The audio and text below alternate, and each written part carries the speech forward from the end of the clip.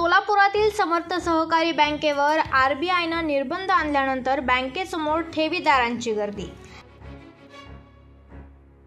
बँकेवर निर्बंध आणल्याचे कळताच पैसे काढण्यासाठी ठेवीदारांची धावपळ। मात्र निर्बंधामुळे बँकेतील कोणतीही ठेव काढता येणार नाही असे उत्तर बँक कर्मचाऱ्यांकडून दिले जात आहे। ऐन दिवाळीच्या तोंडावर बँकेत पैसे अडकल्यानं ठेवीदारांसमोर मोठा प्रश्न।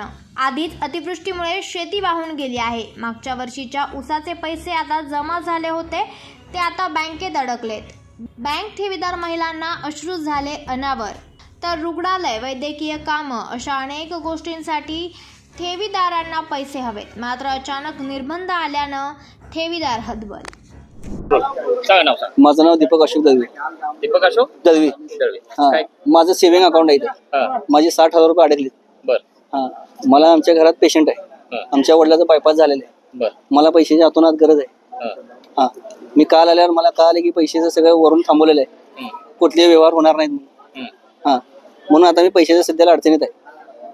कशामुळे थांबवलेत काय सांगितलं? काय आरबीआयने निर्बंध आणले म्हणते त्यांच्या। आता काय करणार?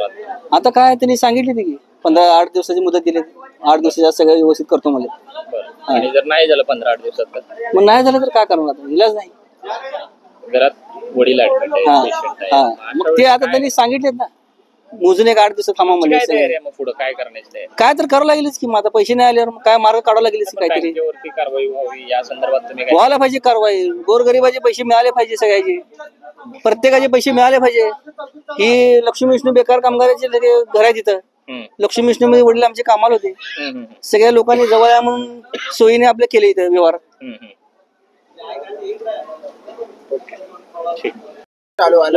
माझं नाव रोहन जगताप, राहायला इथं खाली दमननगरलाच आहे। काल पासून प्रॉब्लेम आज चालू आहे। ऑनलाईन सेवा पूर्ण बंद आहे, एटीएम बंद आहे।